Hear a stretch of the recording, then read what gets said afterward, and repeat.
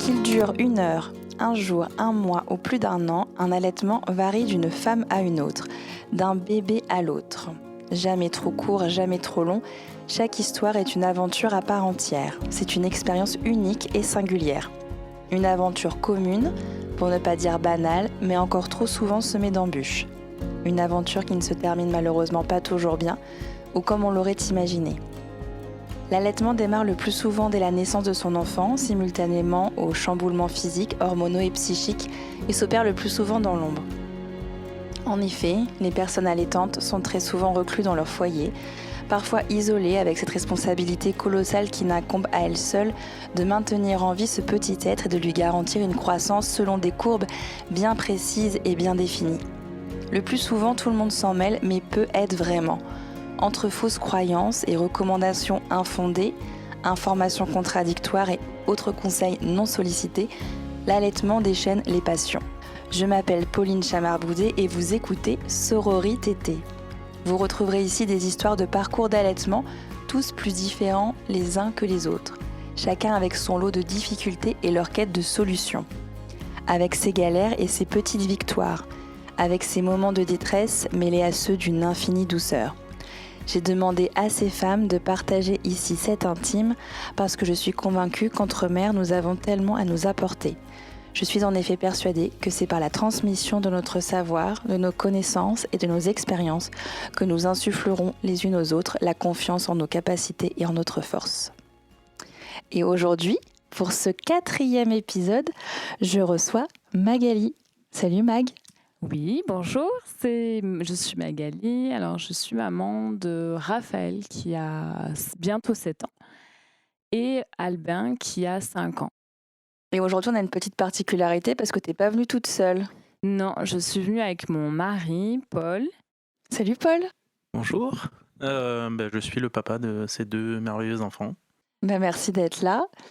Donc, on comprendra par la suite pourquoi tu as voulu venir avec Paul aujourd'hui. Si on reprend ton histoire, avant de te projeter maman, est-ce que l'allaitement, c'était quelque chose qui te parlait ? Est-ce que tu te projetais en étant maman, en allaiter des enfants ou pas du tout ? Alors, j'aime beaucoup, en tout cas, tout ce qui est naturel. Enfin, je pense que ce qui est naturel est quand même le plus adapté. Par contre, je n'avais pas forcément idée d'allaiter vraiment. C'était pas un projet pendant ma grossesse. En tout cas, je m'étais dit, si je n'arrive pas à allaiter, parce que j'avais compris que c'était quand même une expérience assez compliquée à mettre en place. D'accord. C'était plutôt dans l'idée, si je n'y arrive pas, je passerai à autre chose. D'accord, ouais, donc tu avais quand même déjà des notions sur les difficultés que tu pourrais éventuellement rencontrer. Oui. Et tu t'es enlevé la pression. C'est ça. C'était surtout ça. C'était surtout le fait de pas se mettre une pression à la fois de la part des autres, à la fois de moi, de me dire, bon, si je sais qu'il y a d'autres solutions qui sont possibles, si je n'arrive pas à allaiter, je prendrai les autres solutions qui s'offrent à moi. Ok. Et donc, comment se déroule cette première grossesse ? La première grossesse se déroule très bien jusqu'au rendez-vous à l'hôpital qui a lieu au 7e mois. Ouais. Donc jusque-là, tout s'était très très bien passé. En revanche, au 7e mois, je prends rendez-vous à l'hôpital avec la sage-femme, le rendez-vous obligatoire. Et là, j'arrive au rendez-vous et en fait, un peu catastrophe parce que la sage-femme me dit « Ouh là là, en gros, le bébé est quasiment là ». Ok. En fait, c'est vraiment l'inquiétude qui monte. Elle me dit le bébé se présente et là, il y a un problème. Et là, elle me dit en fait, il faut absolument que vous soyez hospitalisé. D'accord. Parce qu'il y a des risques pour que vous accouchiez de façon prématurée. Ok. Mais toi, dans ton corps, tu ressentais pas quelque chose de particulier ? J'ai pas ressenti de contraction. J'étais pas très. Alors, je sais pas si c'est une question de sensibilité ou une question de pas trop écouter mon corps mais j'avais pas forcément. Je ressentais pas de contraction. Je ressentais pas forcément de ventre tendu. Parfois, il y a des mamans qui disent j'ai le ventre qui est tendu. Je sens qu'il y a la fatigue. Je suis quelqu'un d'assez dynamique, assez sportive. Et je ne ressentais pas forcément de contraction. Donc, Une grosse surprise, quoi. Voilà, toute la grossesse, je n'arrivais pas vraiment à saisir ce qu'étaient des contractions d'effort ou de fatigue ou autre. Et là, effectivement, les sages-femmes m'ont installée, m'ont mis des monitorings et m'ont dit effectivement, oui, il y a quand même des contractions. Donc, j'ai été hospitalisée et en fait, tout de suite, ça a été de l'inquiétude. Et j'ai eu une piqûre aussi pour le bébé, pour développer ses poumons. Ok. Pour qu'il n'y ait pas de risque s'il y avait une naissance, que les poumons ne soient pas développés. Donc là, on était dans le timing. Elles m'ont dit, bon, il faut qu'on fasse cette piqûre, comme ça, s'il naît, au moins, ça boostera un petit peu ce développement. Voilà, pour accélérer la maturation des poumons au cas où il y a une naissance. Mais du coup, toi, Mac, dans ta tête, du coup, comment ça se passe à ce moment-là? Est-ce que tu paniques ou... Moi, c'était la panique totale. J'étais quand même assez stressée. Et puis, de suite, on est rentré dans une procédure médicalisée, en fait. Où, du coup, j'ai été dans une chambre de maternité. J'ai eu des rendez-vous déjà avec le pédiatre qui m'expliquait justement sur le développement des poumons, sur... qui m'avait donné quelques notions un peu sur la prématurité, mais encore pas tellement. Il décide de t'hospitaliser pendant une semaine. Et donc, je suis restée, ça devait être le lundi, je suis restée 5 jours hospitalisée, avec un monitoring récurrent, qui contrôlait vraiment les contractions. J'étais sous perfusion aussi, pour justement limiter l'effet de contraction trop avancé, qui donnerait lieu en tout cas à un accouchement. J'ai eu la piqûre donc, pour le développement des poumons. Bon, après, tout s'est bien passé, c'était sous contrôle, j'ai envie de dire. Et au bout de ce temps-là d'hospitalisation, après les examens, ils me disent vous pouvez sortir. Ok. Et tu sors dans quel état d'esprit, du coup? Plutôt inquiète quand même de dire vous êtes sûre, je peux partir? Alors, on sort inquiet, effectivement. Paul a de suite pris la main en me disant surtout, tu ne fais plus rien. Ouais. Tu restes au calme. Tu le gardes au chaud le plus longtemps possible. On va rester le plus calme possible. On va essayer de tout faire, en tout cas, pour que cette grossesse se termine bien. Oui, finalement, on est sorti assez serein, puisque la piqûre pour les poumons, plus le côté, il n'y a plus de contraction, maintenant vous pouvez rentrer chez vous, il faut rester tranquille. Et donc, finalement, c'était dans 10 jours, c'est fini la grande prématurité. Tout se passera bien, et derrière, oui, il va sans doute naître en avance, mais ça va bien se passer, les poumons seront développés et tout ira bien. Donc, on est sorti quand même assez serein. Est-ce que vous vous rappelez, c'était quoi le nombre de semaines d'aménorrhée qui vous avait recommandé, qu'idéalement, vous souhaitiez que vous atteigniez? Alors, nous, on nous avait dit, passé 35, les poumons sont développés, il va naître en avance, donc passé 35, il n'y aura plus de soucis. Ok. Et finalement, il est né à 33 plus 5 jours. Ah ouais, ok. Dans la période où les poumons ne sont pas développés, mais il avait quand même eu la piqûre en avance. Ouais. Donc on était vraiment dans la phase pas bonne, mais avec des côtés avantagés de ce point de vue-là. Ok. Et du coup, ça s'est déclaré, l'arrivée de Raphaël s'est déclarée à la maison? Ou c'est à nouveau un examen à l'hôpital? En fait, on est rentré de l'hôpital. Donc c'était en fin de journée. Moi, je suis restée sur le canapé et puis on a mangé. Et là, en fait, dans la nuit, je suis allée me coucher. Et dans la nuit, je me suis relevée et j'ai senti que ça n'allait pas du tout. Et là, je lui ai dit, mais ça recommence. Et là, j'ai vraiment senti des contractions. J'ai vraiment senti. Et donc, vraiment, on sentait qu'il fallait qu'on retourne à l'hôpital. D'accord. C'était l'urgence. Donc, je réveille Paul. Je lui dis, je vais aux toilettes et je lui dis, ça va pas du tout. Et donc, vite, nous reprenons la voiture. Et on arrive à l'hôpital. Et en fait, on arrive à l'hôpital et donc on sonne, bien sûr. On dit, bon voilà, je suis à 33 semaines et plus 5 jours. Non, je le dis exactement, je dois accoucher en février, bref. Et donc la dame qui me reçoit me dit, ah ok, bon, on va voir ça. Et elle me met dans une sorte de cagibi, j'ai envie de dire. Puisqu'on se retrouve dans une salle où il y a même une imprimante. Et en fait, moi, je sens que ça ne va pas. Et personne ne vient. Mais t'es sur une table d'examen? Non, pas du tout. Je suis sur une chaise. D'accord. Je suis sur une chaise dans une salle d'attente. Enfin, une salle d'attente, mais en même temps, voilà, qui est un peu aménagée. Je vous dis, je me rappelle qu'il y avait une imprimante et puis il y avait personne d'autre. C'était vraiment une toute petite salle. Il y avait que nous deux et on attend. Et puis ça ne va pas. Et heureusement, à ce moment-là, en fait, il y avait un sage-femme masculin, on va dire. Donc, je ne sais pas comment on appelle exactement. Un sage-femme, ouais. Mais qui m'avait vue pendant mon hospitalisation. Ah, ouf, ok. Donc, heureusement, il me voit ici, dans cette pièce, et il me dit « Ah, mais vous êtes revenu !» Donc, venez, on va voir ça.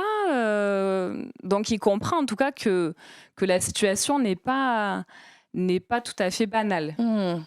Que tu n'es pas censée être là, normalement. Que je ne suis pas censée être là et que j'ai quand même un parcours... voilà, je suis sortie, en fait, il y a juste quelques heures de l'hôpital et je reviens, il y a quelque chose qui cloche. Et en fait, on se lève, on passe dans le couloir et à ce moment-là, je perds les os. Dans le couloir. Ok. Et donc là, on comprend de suite.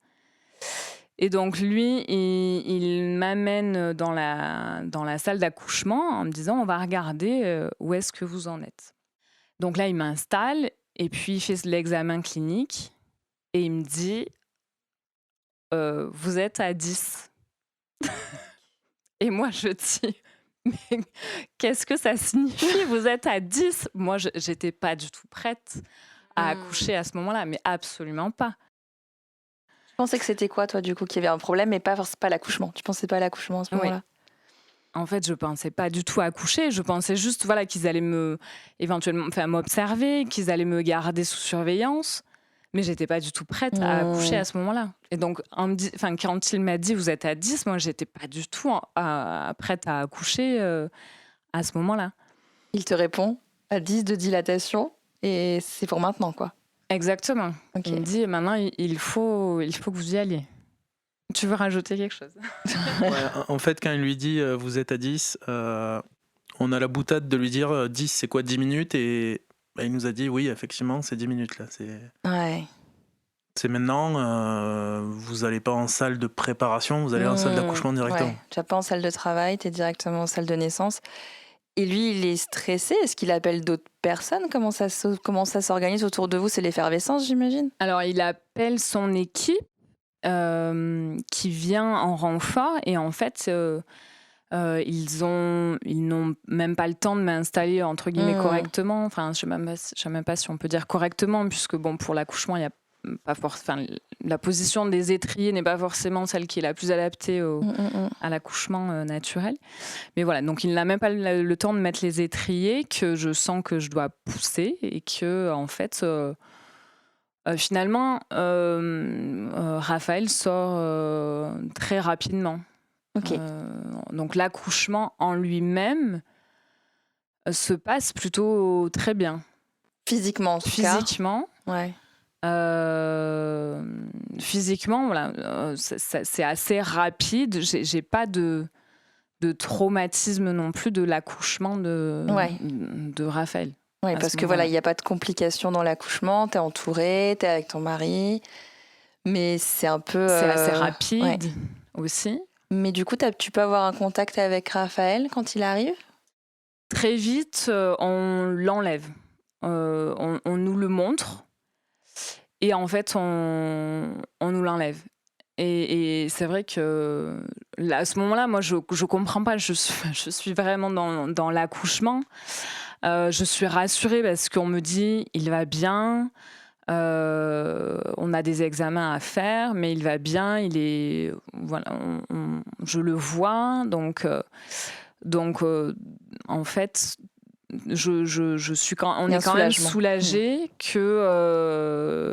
que finalement ça se soit bien passé au niveau de l'accouchement, au niveau que moi j'aille bien, et surtout que le bébé aille bien. Mm. Magali n'avait pas conscience de tout ce qui se passait en fait. La maman n'était pas prête, le papa n'était pas prêt, mais en fait le bébé n'était pas prêt non plus. Mm. Du coup, quand il naît, on nous le pose de suite sur nous, mais sur nous, mais on nous l'enlève directement en nous disant il faut l'amener parce qu'il respire pas. Et la seule réaction qu'on a eu le temps d'avoir avant qu'il sorte de la pièce, c'était de savoir si c'était un garçon ou une fille, puisqu'on n'avait pas encore l'information. D'accord. Donc on a juste su que c'était un garçon, et puis ils ont dû l'amener. Donc là, moi, je suis partagé entre qu'est-ce que je fais en fait, parce que elle n'a pas la possibilité de bouger parce qu'elle a des soins à faire. Et moi, c'est soit je reste avec elle, soit je pars avec lui. Je crois que je suis parti directement avec lui. En tout cas, j'ai dû rester 5 minutes en salle d'accouchement après l'accouchement, et après je suis parti directement en néonatalité. Mais elle nous a rejoint assez rapidement, Magali aussi. Donc. Ok. Au bout de combien de temps, toi, Mac, tu peux rejoindre les garçons, du coup? Ouais, 1 heure après. Et du coup, est-ce que tu peux prendre Raphaël? Ou c'est pas possible pour le moment? Raphaël, il est dans une couveuse. Il a du coup un masque à oxygène. Il a alors peut-être pas en tout début, mais en tout cas, il aura une sonde pour le nourrir. Donc, on ne peut pas vraiment le toucher. Et en fait, ce qui me marque aussi, en tout cas surtout sur la suite, c'est que on a mis un moment, enfin en tout cas pour moi, j'ai mis un moment aussi à me l'approprier. Parce qu'en fait, je me rappelle d'une sage-femme on faisait les soins en néonatalité. Et elle me dit, mais vous pouvez lui parler à votre bébé. Ouais. Et c'est là que je réalise, je me dis, mais oui, en fait, c'était vraiment assez étrange, parce qu'il était sous toutes ces machines avec ce masque, qu'il n'a gardé heureusement que 24 heures, mais avec cette sonde dans une couveuse, à un petit gabarit. Il pesait 1,960 kg. Donc le poids, en tout cas, ne posait pas trop de difficultés pour l'équipe, mais c'était plutôt ces difficultés respiratoires qui étaient problématiques. Ok. Mais après, je comprends, parce que quand tu es enceinte, tu as l'habitude de parler à ton bébé par télépathie un petit peu. Mais là, quand il sort, forcément, tu commences à parler verbalement. Mais là, c'est tellement arrivé rapidement, tu n'es peut-être pas non plus prête à... Je pense que j'ai mis bien quand même 24 heures avant cette...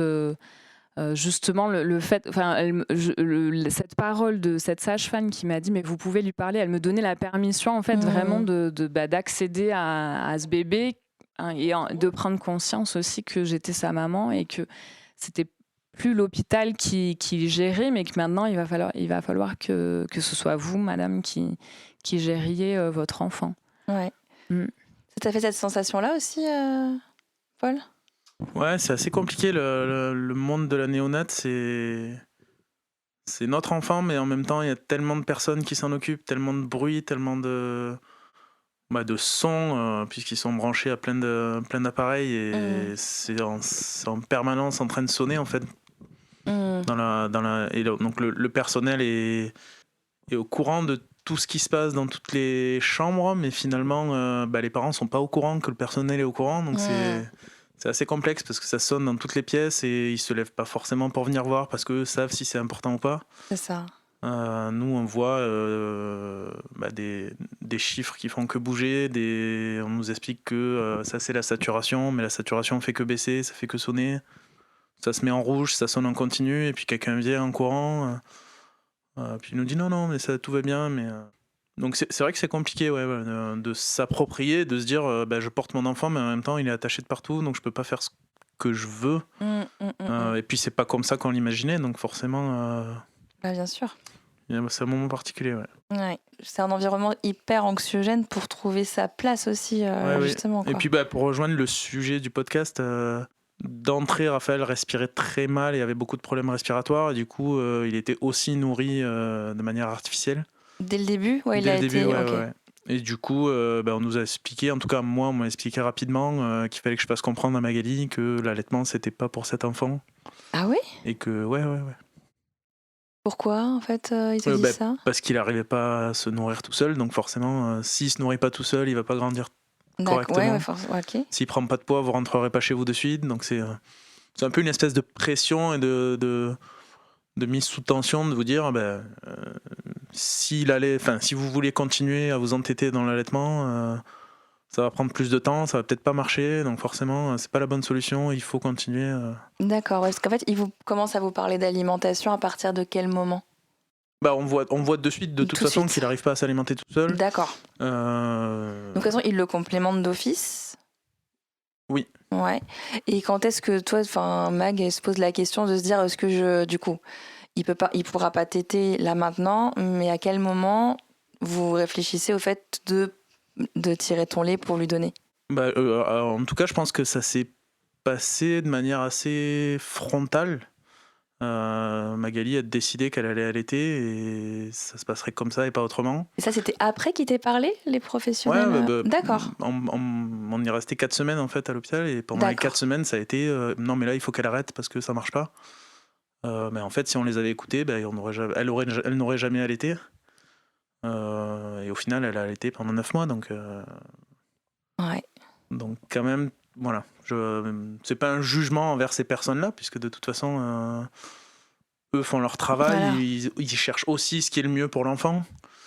Mais on avait bien la sensation et la visu qu'il était quand même bien quand il était au contact de sa mère au sein, plutôt que de le voir se faire injecter du lait par le nez. Alors, pendant un moment, quand même, c'était du lait maternel qu'elle avait tiré, qui était transmis par les tuyaux dans son nez. Donc, ça restait le lait maternel, mais c'était artificiel. Donc, en fait, toi, Mag, comment tu t'en viens à te dire « oui, je vais le faire ». Je sais pas pourquoi exactement, mais j'ai eu quelque chose en moi qui j'essaie de me raccrocher à ça. Alors, je sais pas, peut-être que je me suis dit, en gros, j'ai pas réussi l'accouchement comme je voulais, ou en tout cas, lui donner toutes les chances qu'il avait, puisqu'il est né trop tôt. Et je me suis dit, l'allaitement, c'est quand même ce qui serait le meilleur pour lui, ce qui lui apporterait le meilleur. Et je me suis vraiment raccrochée à ça, en fait. Je me suis vraiment raccrochée au fait de pouvoir le nourrir et de pouvoir lui donner, je pense, tous les nutriments nécessaires, tout le bienfait que peut avoir le lait maternel. Ouais. Et en fait, c'est vrai que j'ai moins ressenti, je pense, le côté il ne faut pas que vous allaitiez, parce qu'au contraire, elles étaient assez bienveillantes. En tout cas en néonatalité, puisque on a quand même travaillé sur les positions, alors ce qui était très difficile avec Raphaël, c'était qu'en fait il fallait vraiment le stimuler au moment de la tétée. C'est-à-dire tu le mets au sein dès le début ou tu tires ton lait dès le début ? Vous tentez la mise au sein quand même ? Je le mets au sein. Ah, génial. Je le mets au sein. Et en fait, puisque du coup, il était nourri avec... il était sondé, avec la sonde. C'était mon lait, mais mon lait ne suffisait pas à l'alimenter. En fait, il y en avait pas assez pour la quantité qu'il devait prendre en une seule fois. Donc en fait, au lieu de faire, alors je sais plus la quantité, mais c'était au lieu de faire 6 fois dans la journée, il fallait qu'on fasse 12 fois.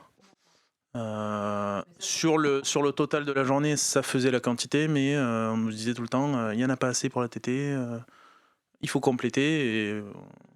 Et donc j'essaye de le mettre au sein, je le stimule et puis, en fait, j'ai pas vraiment de montée de lait non plus, comme j'ai pu l'avoir, par la suite puisque pour mon deuxième enfant. Je sens pas vraiment de montée de lait. Donc elle m'explique, donc elles sont voilà, il y a une bonne équipe quand même, puis il y a des conseillères en lactation qui m'expliquent à la fois les positions, la stimulation à la fois manuelle aussi, Mmh.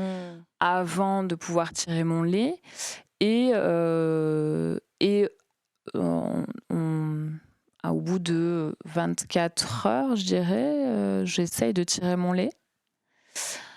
Et je me rappelle avoir des quantités infimes et d'arriver en néonatologie, en pleurant, en me disant: «Mais j'ai vraiment rien». Alors au contraire, elles étaient: «Mais c'est déjà super, c'est un bon début, il faut continuer». Mmh. Donc on a beaucoup travaillé avec les sages-femmes sur justement la stimulation du lait et en fait, tous les jours, c'était très compliqué pour moi d'arriver en néonat en ayant, ce pot de cette tétrelle, avec le pot attaché, en Mmh. étant à moitié vide, en fait, en me disant et donc elles étaient très bienveillantes en me disant: «Ça lui donne déjà un bon début et vous, ça vous permet aussi». J'avais l'impression que c'était vraiment le tiers-lait qui mettait en place la lactation et pas le reste. Mmh. Puisque du coup, du côté du bébé, au contraire, il fallait, en fait, il s'endormait au sein, il avait pas assez de force. Du coup, il fallait le stimuler par les pieds Mmh. OK. pour en fait, le garder éveillé et qu'il puisse, suffisamment téter D'accord. et on me disait: «Voilà, il faut pas qu'il s'endorme, il faut vraiment, travailler là-dessus». Donc on est resté à peu près 15 jours en néonat et là, en fait, la question c'est, surtout normalement, on doit, sortir de néonat, c'est-à-dire que l'enfant reste en néonat puisqu'il a besoin de soins, mais les parents doivent quitter, l'établissement. OK. Ouais, ça, c'est extrêmement dur, j'imagine. Donc moi, ça n'a pas été le cas. Heureusement, on m'a trouvé il y a quelques chambres qui restent disponibles. Et heureusement, pour nous, en tout cas pour l'aventure, j'ai pu avoir une chambre, à l'hôpital. C'est-à-dire que j'étais dans un autre service et que du coup, j'allais voir Raphaël qui était en néonat. OK. Mais j'étais quand même sur place Mmh. et je pouvais être plus disponible, Mmh. Bien pour sûr. Raphaël. Bah, surtout que tu parlais des quantités que tu tirais qui te font hyper peur, mais c'est vrai qu'au début, quand l'allaitement n'est pas mis en place, un allaitement, ça met, on en parlait avec la toute première personne que j'ai interviewée, 6 semaines à se mettre en place. Donc, et quand tout se passe bien, donc tu as un bébé qui arrive à maturité, une montée de lait qui se passe classiquement et au début, et en plus le tire-lait stimule beaucoup moins que ton bébé, donc forcément tu vas tirer beaucoup moins de lait, et en plus tu peux pas avoir un contact avec ton bébé comme tu le souhaiterais. Donc c'est pour ça qu'ils font aussi, ils commencent en général par 2 heures de peau à peau pour activer l'ocytocine à fond, pour que la montée de lait puisse se passer. Donc en fait, t'as pas du tout à la base, entre l'anxiété, enfin voilà, le stress que vous avez vécu, t'as pas du tout les conditions réunies et que tu tires du lait déjà. Enfin moi je trouve ça incroyable quoi, parce que ça aurait pu être complètement bloqué. Et c'est vrai que enfin, je pense que voilà, s'il y a des mamans qui passent par là, faut les rassurer, de se dire même si c'est quelques gouttes, bah, c'est que c'est là et que ça va se mettre en place. Oui. Et au fur et à mesure, plus tu vas tirer, toujours pareil. Enfin, c'est le principe de l'offre et de la demande. C'est-à-dire vraiment, s'il y a de la demande, il y aura la production, quoi. Oui. Donc moi, je voyais, voilà, il y en avait un peu vraiment au début, c'était une quantité minime. Et puis, en étant quand même rassurée, entourée par ces sages-femmes, par les conseillères en lactation, c'est vrai que ça m'a aidé à, en tout cas, garder ce projet en tête. Sinon, c'est vrai que je pense que j'aurais vite aussi abandonné, Mmh. peut-être. Du coup, on a été hospitalisés en maternité, puisque l'état de Raphaël s'était plus stabilisé, mais il avait quand même besoin d'une surveillance. Mmh. Donc ça, c'est après la néonatalité. Oui. Qu'est-ce qui fait qu'il a eu le droit de sortir? C'est un poids Il particulier était... ou... Non, c'était au niveau de la respiration, Ok. au niveau de la saturation. C'était, en tout cas, il était plus stable, même si sa saturation n'était pas encore tout à fait bonne pour qu'on puisse sortir. Du coup, il m'a rejoint en maternité. On avait une chambre de maternité. Et c'est là où ça a été, je trouve, plus difficile. Parce que, en fait, on a quitté un peu l'environnement très protecteur, très, très aguerri aussi, je trouve, de ces sages-femmes qui travaillent vraiment dans ce service de néonat, puisqu'on est tombé plus sur des sages-femmes qui ont des suivis peut-être plus classiques d'accouchement. Et en fait, c'est là où j'ai vraiment senti qu'on me décourageait plutôt sur le projet de l'allaitement. Et pour quelle raison, du coup? Il te décourageait à ce moment-là? Quand tu as déjà fait 15 jours de tir allaitement, que ton bébé est sorti de néonat, que toi, du coup, ta lactation se met en place doucement, parce que ça fait que 15 jours, encore une fois. Voilà, on se dit, c'est bizarre qu'il te... Et en fait, il fallait que ça aille vite. Ouais. Il fallait que ça aille vite pour qu'on sorte. On ne pouvait pas rester hospitalisé, effectivement, très longtemps. Donc, Raphaël s'est arraché sa sonde. Il s'est arraché sa sonde. Et donc là, se poser la question, est-ce qu'on lui en remet une ou est-ce qu'on ne lui en remet pas? Et en fait, selon les équipes qui tournaient, au niveau des sages-femmes, dans la journée ou dans la nuit, j'avais des discours différents. Et donc ça, c'était très difficile pour s'adapter, en fait. Pour nous, le message, il était assez clair de voir Raphaël s'arracher sa sonde et vouloir être au sein en permanence. Il voulait sa mère, quoi. Voilà, pour nous, c'était assez limpide. Et finalement, d'avoir bataillé pendant 2 semaines et demie, pour entendre, grosso modo, il faut quitter la chambre, donc si vous voulez quitter la chambre, il faut qu'il prenne du poids, donc s'il faut prendre du poids, il faut qu'il arrête d'allaiter. C'était plus entendable, on n'arrive plus à entendre ce discours-là, qui tournait effectivement en fonction des équipes, d'une équipe à l'autre. Il s'arrachait la sonde, l'équipe d'après ne lui remettait pas parce qu'on leur demandait. Et dans la nuit, pendant qu'on dormait, on se réveillait, il avait une sonde dans le nez. Donc à un moment donné, on a dit, bon, c'est clair, c'est comme ça va se passer comme ça. Et il a réussi à ce que ça se passe comme ça, parce que finalement, c'est aussi sous l'impulsion de Raphaël, on s'est dit, ok, il est prêt, il a envie, c'est pas le moment d'abandonner. C'est pas un hasard, ouais. Mais surtout quand on passe par ce par quoi vous êtes passé, quand on te dit après l'argument de il faut libérer la chambre, ça doit te passer tellement au-dessus. Tu dois dire non, le principal c'est que il est tout ce qu'il lui faut, quoi. Donc effectivement. Mais par contre, ce qui est incroyable, c'est de pas, quand c'est ton premier, qu'en plus tu dis il est né dans des conditions un peu particulières, et on a tendance à se dire on va écouter ce qu'on nous dit, et surtout, moi je rencontre beaucoup de mamans qui me disent le papa est plus d'avis de se dire on va suivre les recommandations des professionnels de santé, et pas toujours comme toi, Paul, à pro allaitement, en fait, justement, surtout dans ces situations-là qui sont complexes. Toi, qu'est-ce qui te poussait à le maintenir? C'était juste qu'on t'observait? Moi, c'est l'attitude de Magali, la force mentale de Magali, de me dire si elle y croit et que lui a envie, il n'y a aucune raison que ça ne marche pas. On voyait que ça marchait, pas de la manière idéale dont on nous l'a raconté. Il faut que ça se passe comme ça, mais on voyait que ça marchait, que ça fonctionnait. Il tétait peut-être pas suffisamment, mais il arrivait à téter toujours de plus en plus. Elle arrivait à tirer de plus en plus de lait, donc on se disait au final, ça va se passer. Alors effectivement, il y avait un côté épuisement de Magali à un moment donné, parce que s'il faut tirer son lait toutes les 2 heures et allaiter toutes les 2 heures, ça veut dire un réveil toutes les heures, jour et nuit, donc c'est... Alors c'est ce que vous avez mis en place comme routine, c'est ça? Il fallait que tu le mettes au sein toutes les 2 heures et que tu tires en plus?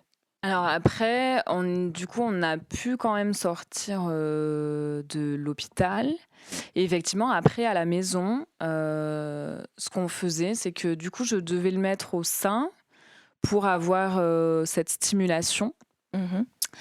Et ensuite, je tirais mon lait. Alors, le but, pour toi, c'était de... C'était de pouvoir, comme il n'avait quand même pas assez de force et d'énergie pour pouvoir téter, c'était effectivement le deal qui nous a permis aussi de rentrer à la maison. C'était de pouvoir compléter son alimentation en lui proposant la tétée et ensuite un biberon, mais qui restait de lait maternel. Et en fait, dans cette option-là, c'est ce qui a pu fonctionner. Donc on est sorti sur ce schéma-là, mais voilà, ça a impliqué, et c'est pour ça que je trouvais que c'était important aussi que Paul parle avec moi. C'est parce que ça a impliqué effectivement que le papa soit partant et soit aussi dans ce projet, puisque du coup, par exemple pour les nuits, quand Raphaël se réveillait, je le mettais au sein, il tétait sur les 2 seins. Et ensuite, je devais tirer mon lait. Et à ce moment-là, pendant que je tirais moi mon lait, Paul donnait le restant de lait maternel en biberon à Raphaël pour qu'il ait suffisamment... Du tirage précédent. Oui. Du coup, voilà. Ok. Donc une organisation vraiment très précise, très méticuleuse avec, on sait, laver les tétrelles, les biberons entre chaque prise. J'imagine qu'en plus, peut-être quand c'est des prématurés, peut-être des conditions d'hygiène en plus un peu plus drastiques à peut-être mettre en place. Non, pas forcément. Non, il n'y avait pas de conditions d'hygiène, mais c'était surtout le temps. En fait, c'était surtout le rythme et surtout la nuit, de se dire, en fait, là, la prochaine tétée, elle est dans 1 heure finalement, parce que entre le temps de lui donner la tétée, ça prenait quand même une demi-heure. Plus moi, je tirais mon lait pendant une demi-heure, lui donner le biberon, et ensuite il fallait effectivement laver les tétrelles, le recoucher, nous rendormir. Effectivement, ça a laissé assez peu de temps entre les C'est ça, parce qu'en fait, quand on dit qu'un bébé il boit toutes les 2 heures, c'est en fait il y a 2 heures entre le début des 2 tétées, c'est pas entre la fin de la tétée et le début de la suivante, c'est ça qui est compliqué. Et effectivement, même un allaitement pareil avec un bébé qui est arrivé à terme, ça peut durer 3/4 d'heure une tétée en fait au tout début. Après ça se restreint dans le temps et avec le change etc. En fait ça revient très très très régulièrement. Si en plus tu as un biberon à donner, un tirage à faire, tu peux pas le faire toute seule. Enfin, tu peux pas tirer ton lait, donner un biberon Et donc toi Paul, t'étais en congé à ce moment-là où tu bossais? Tu donnais les biberons, tu bossais? Alors moi j'ai continué à travailler pendant toute la période néonatalité et à l'hôpital, donc le premier mois de vie de Raphaël. Donc je travaillais en journée, je passais la nuit à l'hôpital en néonat ou en chambre, et du coup j'ai pu prendre mes 11 jours à l'époque à la maison, mais bon c'est très très vite passé finalement. Et du coup pendant la période où elle allaitait, c'était je travaillais la journée et j'essayais de faire ce que je pouvais la nuit pour les aider. T'as pas eu d'aménagement particulier du fait de la situation Non, non. C'est fou. Enfin, c'est juste... J'ai eu la chance, alors moi j'appelle ça une chance, mais quand on y réfléchit, c'est pas si évident que ça, d'avoir un peu d'aménagement au niveau de mes horaires de travail pendant qu'ils étaient en néonat. Mais quand j'y réfléchis avec du recul, je me dis que c'est le minimum en fait que... Clairement. Je me suis satisfait de ça et j'étais très content de pouvoir faire ça, mais au final c'était quand même des conditions assez compliquées d'aller bosser. Des fois je retournais bosser de 18h à 22h parce que ça se passait comme ça. Il fallait que je continue à travailler et que je continue à pouvoir les aider. Donc je faisais comme je pouvais. À cette époque-là, on n'avait pas le télétravail qui était aussi développé que depuis le Covid. Donc ça s'est passé comme ça. Ça paraît complètement fou a posteriori. C'est-à-dire que on peut t'imposer de vivre ces moments-là comme ça, quoi. C'est complètement fou. Et ça a duré combien de temps le tirage, biberon, tétée, tirage, biberon plutôt? Combien de temps vous avez fait ça, vous vous rappelez un peu? Oui, au début, bon, le premier mois, il était alimenté par la sonde. Et après, on a dû enchaîner effectivement 3 mois et demi, 4 mois, où il était alimenté à la fois par le sein et par le biberon de lait maternel. Ok. Et après, tu l'as allaité exclusivement Et après, oui, je l'ai allaité exclusivement au sein. Ok. Et toi, d'ailleurs, en termes de travail, comment ça s'est organisé? Alors moi, j'ai pas travaillé jusqu'aux 8 mois de Raphaël. Ok. J'ai repris le travail à ces 8 mois. Et durant toute cette période, du coup, j'ai pu l'allaiter. Super. Et donc, comment tu l'as vécu, cet allaitement du coup, quand il y avait plus de tire-lait, plus de biberon qui venait compléter, il n'y avait plus que toi et lui, comment tu l'as vécu? C'était un soulagement, un vrai soulagement. Alors, surtout en termes de fatigue. Oui, j'imagine. À la fois de Paul et de moi. Le fait d'avoir moins cette logistique à gérer, de se dire enfin je peux l'alimenter exclusivement au sein sans avoir recours à... Enfin, lui est capable de le faire et nous on réussit à lui donner aussi cet allaitement et tous les bienfaits que peut avoir cet allaitement. Oui, complètement. Et d'ailleurs, même pendant cette période qui était très stressante, est-ce que tu arrivais quand même à avoir des moments de plaisir aussi à allaiter? Parce que des fois, en plus, c'est pas forcément facile au début. Je sais pas si tu as eu des douleurs ou si tu as eu des moments, au contraire, pas du tout douloureux et dans l'échange, dans le plaisir aussi, dans la connexion avec lui. Alors, mis à part les difficultés de mise au sein, de fatigue du bébé à vraiment avoir la quantité nécessaire de lait et à rester éveillé pendant toute la tétée. Mis à part ça, moi, en tout cas, au niveau des seins, j'ai eu aucune douleur, j'ai eu recours à rien d'autre. Et c'est ce qui a fait aussi, je pense, qu'on a pu aussi tenir. Peut-être s'il y avait eu d'autres difficultés qui se seraient rajoutées, ça aurait été plus compliqué. Oui, c'est clair. Donc ça a été plutôt des moments doux aussi. Donc ça a été des moments où on pouvait vraiment la voir. On faisait beaucoup de peau à peau aussi, surtout il était très petit. Donc vraiment pendant les premiers mois, il était vraiment en peau à peau avec nous. Et puis je pense que aussi le fait d'être passé par la néonate et le stress de l'accouchement, de la prématurité, faisait qu'on avait besoin de le sentir aussi sur nous. Donc on était vraiment en soirée, on était avec lui. Il était sur nous. Et donc, je pense aussi que ça a contribué au fait que l'allaitement se mette en place. Ouais. Mais voilà, après, il y avait donc les pesées plus régulières, du coup, de la sage-femme, qui venait très régulièrement pour peser et suivre un peu l'évolution du poids. Et qui nous permettait qui nous a permis à un moment donné de dire c'est plus nécessaire de le compléter, vous pouvez le garder maintenant uniquement au sein. Et du coup, toi, Paul, à contrario, quand il n'y a plus eu le biberon qui venait compléter, ça t'a manqué ce moment-là avec Raphaël ou pas?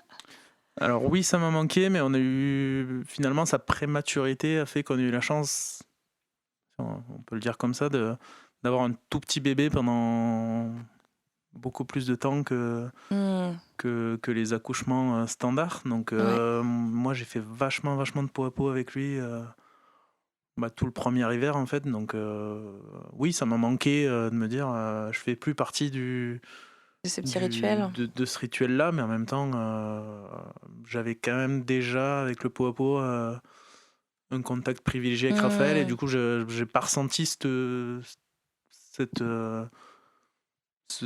gêne de me dire ah ben non, il est au sein et moi j'ai plus ma place. En fait, j'avais toujours ma place et c'était différent, c'était fait différemment, mais non, ça s'est fait naturellement.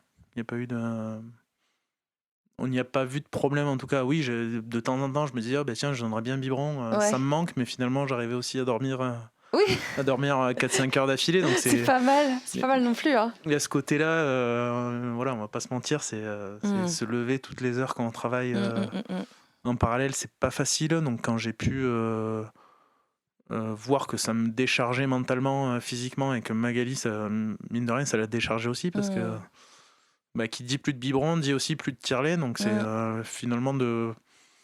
Non, j'ai retrouvé Un équilibre. un équilibre, une simplicité dans la vie qui s'est faite naturellement. Ouais. Et tu voulais ajouter quelque chose, Mag? Moi, j'étais très contente qu'il ait plus de biberon. Ah bon? Pas pour Paul, mais que le bébé, en tout cas, n'ait plus de biberon, de me dire, voilà, ça c'est fini, on passe plus par cette étape de voilà, lui donner les biberons. Et enfin, voilà, comme j'étais partie sur le projet d'allaitement naturel, je me disais, bon, ça c'est écarté. Et d'ailleurs, je reviens sur ce qui était difficile aussi à l'hôpital, c'était justement le fait de pouvoir accepter aussi, enfin, en tout cas pour moi, de me dire, est-ce que le fait de le mettre au biberon ne va pas... on a toujours peur de la confusion entre biberon et voilà, tétine et allaitement, enfin, et sein. Et donc, c'est pour ça que ça a été difficile aussi de me dire, je vais lui donner un biberon. Est-ce qu'il va quand même vouloir continuer à prendre le sein? C'est pour ça que ça a été aussi compliqué. Et le fait de me dire, bon, maintenant, il ne prend plus de biberon, on est soulagé. C'était un soulagement, oui. Ils t'ont pas parlé des alternatives aussi qui existent justement quand tu veux pas donner de tétine et pour lui donner le lait? T'as des alternatives, t'as le DAL notamment avec un petit tuyau que tu mets sur ton doigt. Oui. Des choses comme ça. Oui, Ils t'en ont parlé un petit peu? En néonat, oui, effectivement, on l'avait essayé aussi. On l'a fait effectivement en néonat, le DAL, ouais. C'est vrai qu'après, il y a d'autres choses. Il y a des petites tasses ou même à la cuillère, etc. Si on a peur qu'il y ait cette confusion. Donc, des fois, il y a zéro confusion et des fois, on a besoin de ces petites astuces, effectivement. C'est ça, pour passer, effectivement, pour être entre les deux, à la fois la tétine et le sein. Ouais, c'est pas évident. Ok, et du coup, donc Paul disait, il a un peu spoilé, que tu avais allaité jusqu'à 9 mois. Oui. Donc en gros, ça a été un petit peu la transition avec la reprise du travail. Oui, en fait, complètement. En fait, au moment où j'ai dû reprendre le travail, j'ai arrêté d'allaiter. En fait, j'ai donné un petit peu le matin, le soir, mais très rapidement... j'ai arrêté l'allaitement. Ok. Et comment tu l'as vécu du coup cette fin d'aventure? C'est mitigé? Ouais, c'était mitigé. Alors je me disais bon, ça va être difficile effectivement de jongler un peu entre les deux. Petit à petit, j'avais l'impression qu'il avait plus ce besoin et donc progressivement on est passé à de l'alimentation avec les solides tout à fait, autre chose. Ouais, finalement c'est venu assez naturellement. Ouais. Et voilà, ça n'a pas été forcé. C'était le moment et lui il était moins dépendant de ça aussi et ça s'est fait naturellement, quoi. Oui. Un petit deuil quand même, mais en douceur. Ok. Je l'ai plus mal vécu pour le deuxième. Là, ça a été plus compliqué. Attends, on va y venir. Du coup, on va y venir. Donc, du coup, Raphaël, il a 9 mois, il est sevré. Oui. Et du coup, vous parlez d'avoir un nouvel enfant? Oui. Ok. Non. Magali en parle, pas Paul. Si, on a toujours parlé d'avoir un deuxième enfant. Après toute cette histoire, vous êtes épuisé normalement quand Raphaël a 9 mois, non? Ou ça va mieux peut-être justement? Non, ça allait. Le deuxième enfant s'est annoncé très rapidement, on va dire. Est-ce qu'il y avait aussi ce côté où vous vouliez un deuxième enfant pour avoir un truc un peu plus classique? Non, pas du tout. Non, pas du tout. Non. C'était juste vous aviez envie de... ça s'est fait naturellement. D'accord. Et en fait, il y a eu une synchronisation entre la fin de son allaitement et sa grossesse du deuxième enfant. D'accord. En fait, ça a été synchronisé comme ça. En fait, son allaitement était un contraceptif naturel. Et dès qu'elle a arrêté d'allaiter, ça marche pas toujours, hein. Non, encore contraceptif naturel, mais il se trouve que ça, en fait, voilà, vous étiez en mode ça arrivera quand ça arrivera. Oui, et ça c'est arrivé de suite. C'est arrivé de suite, ok. Ouais. Oui, on les voulait rapprocher, donc ils ont 19 mois d'écart.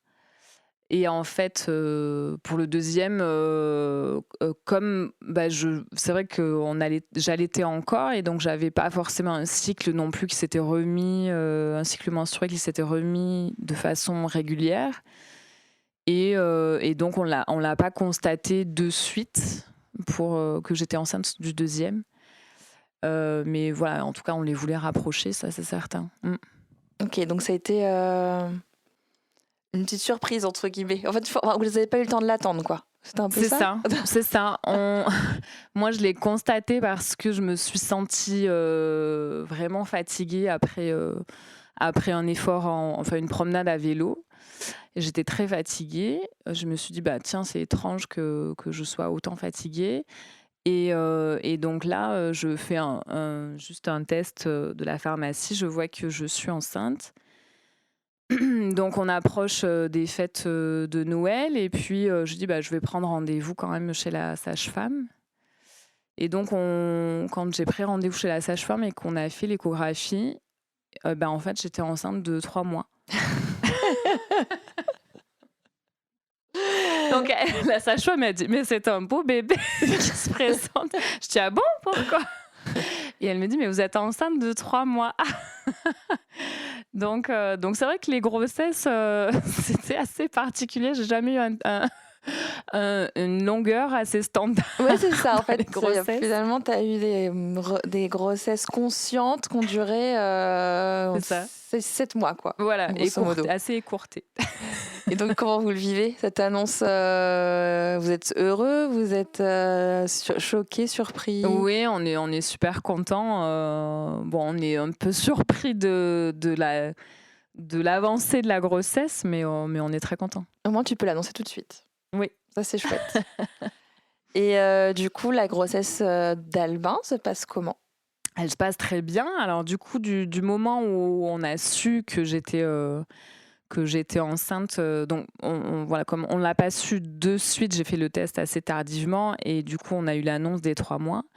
À ce moment-là, effectivement, mon ventre a vraiment commencé à grossir et le bébé a vraiment pris sa place. Donc, en 24 heures, j'avais déjà doublé le volume de mon ventre.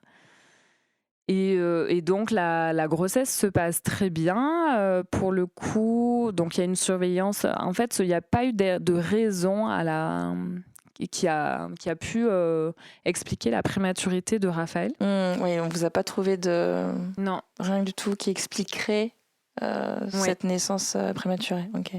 Du coup, j'ai été quand même plus suivie et arrêtée aussi beaucoup plus tôt.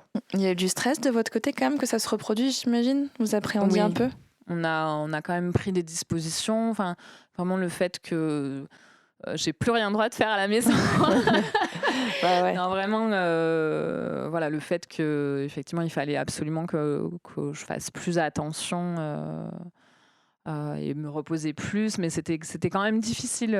C'était quand même difficile pour moi parce que j'aime pas être inactive et le fait de devoir laisser plus d'activités ou des tâches ménagères ou n'importe quelle tâche. Surtout que du coup, ça a duré longtemps, parce qu'il est arrivé à la date prévue. Lui est arrivé à la date prévue, donc à la fin, voilà, il fallait que j'accouche.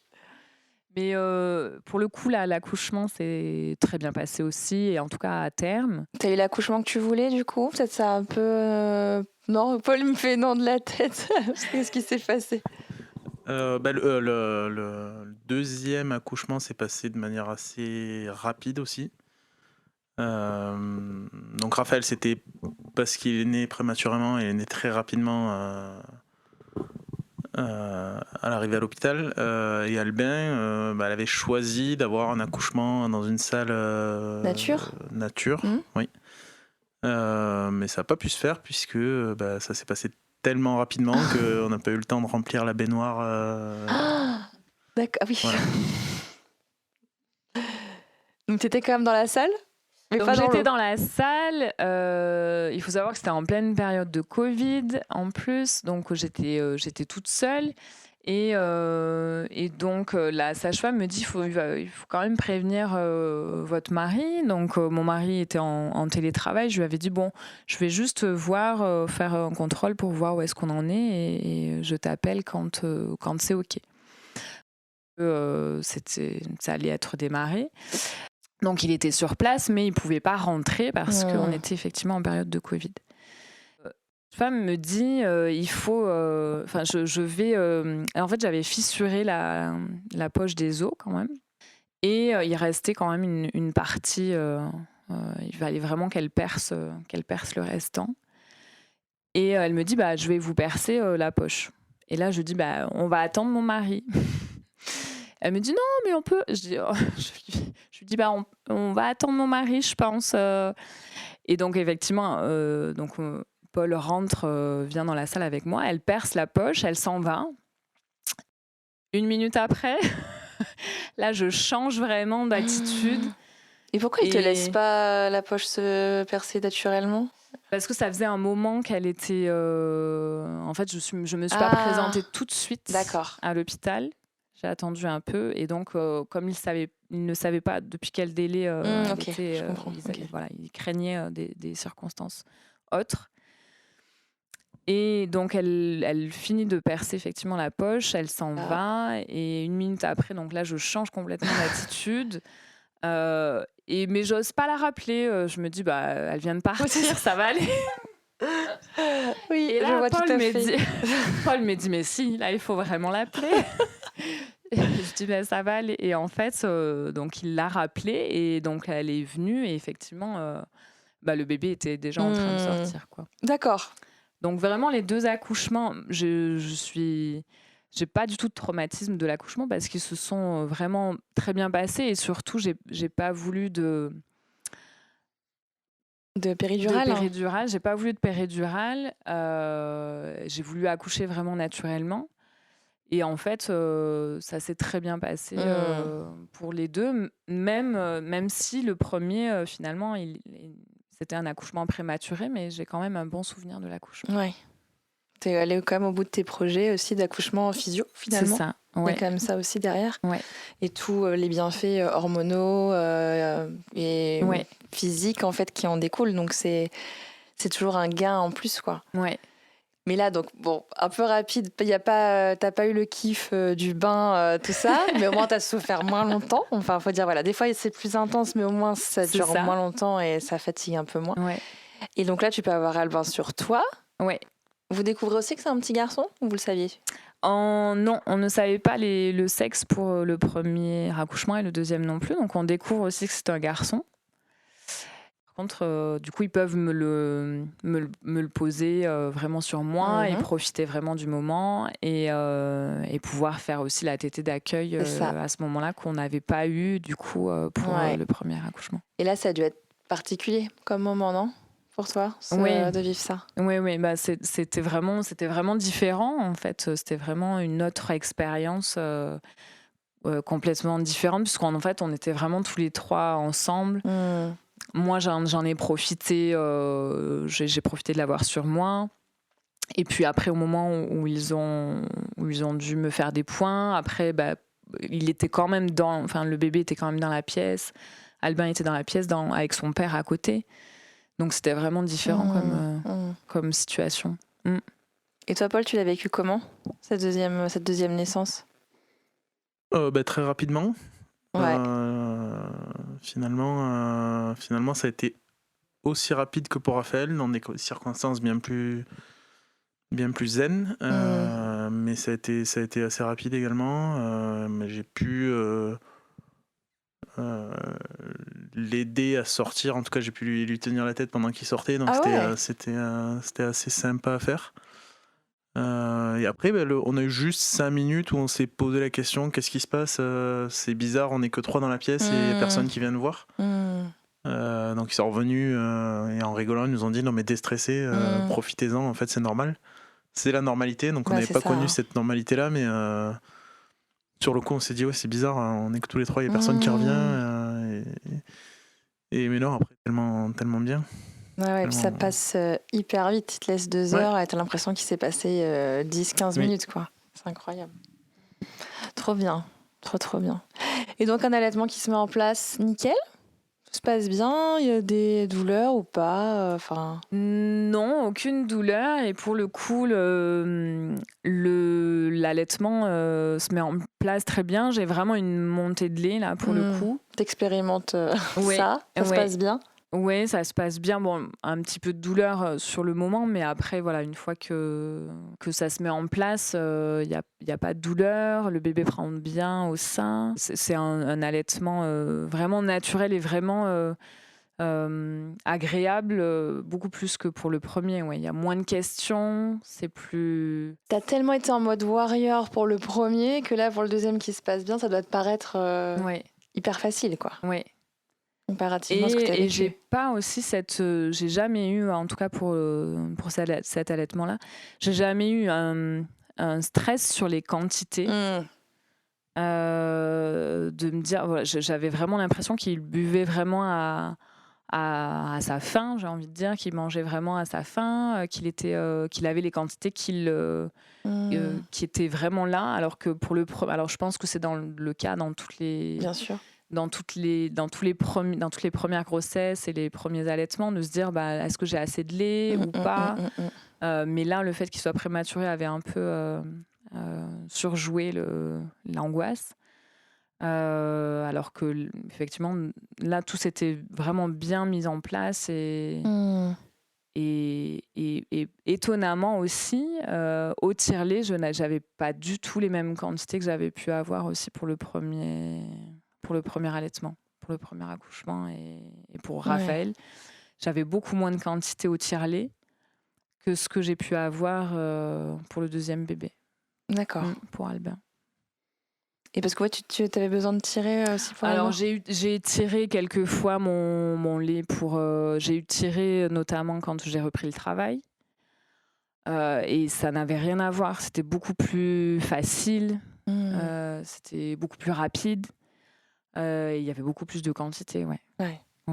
Même si c'était plus tardif, c'était dans les mêmes conditions, j'ai envie de dire, que ce soit 8 mois pour Raphaël ou à 8 mois pour Albin, les quantités étaient différentes.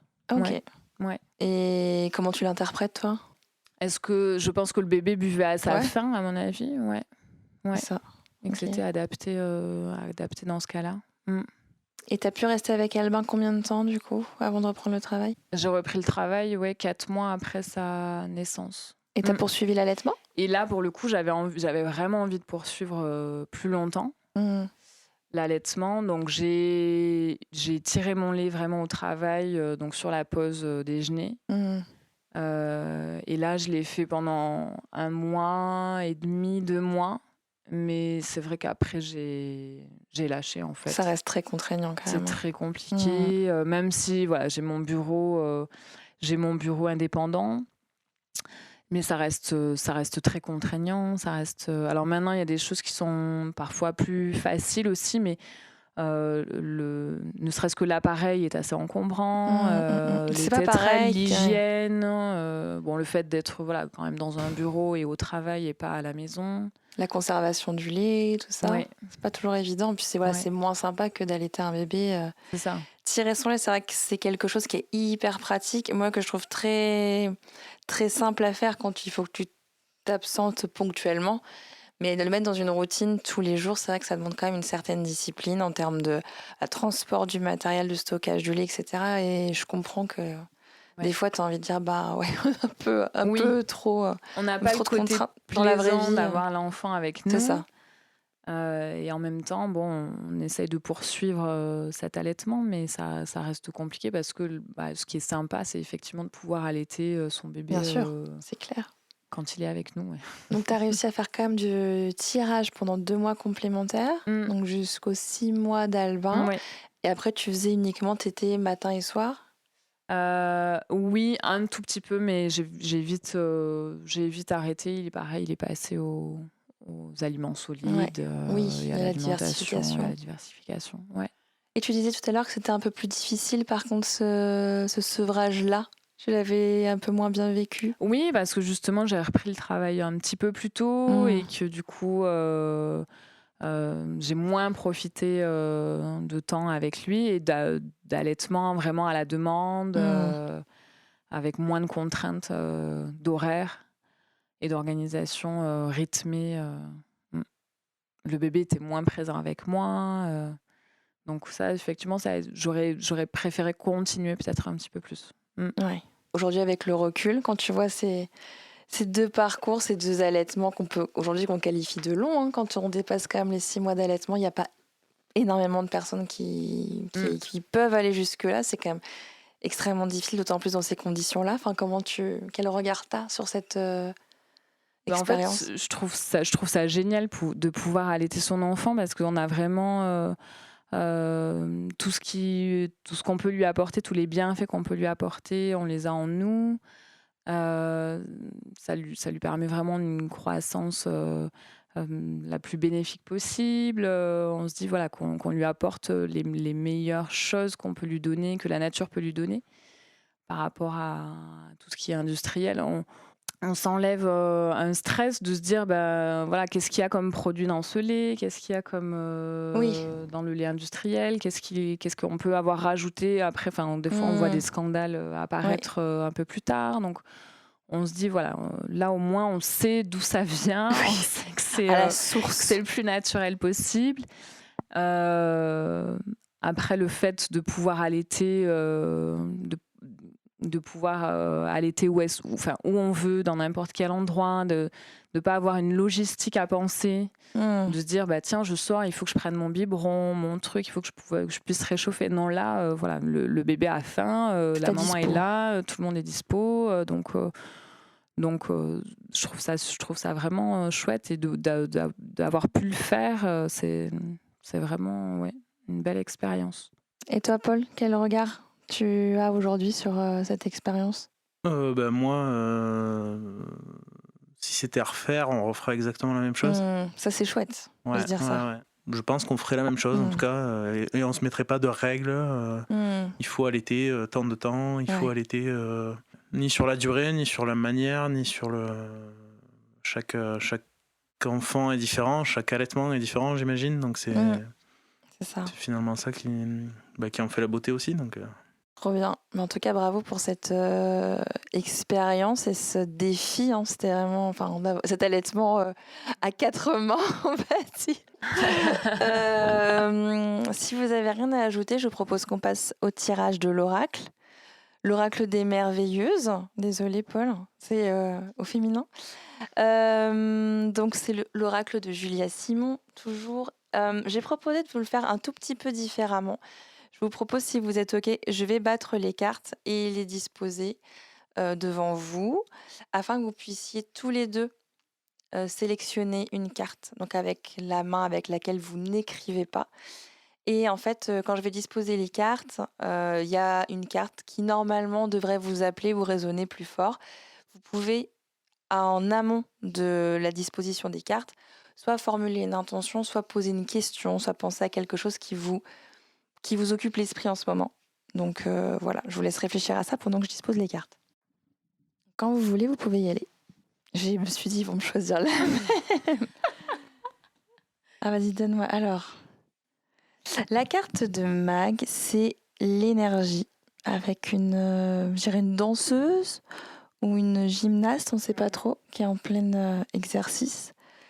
Et toi, Paul, t'as tiré la beauté. Magnifique, la carte. C'est avec une femme qui tient en creux de ses bras la terre et qui a derrière elle une espèce de queue de paon. Magnifique.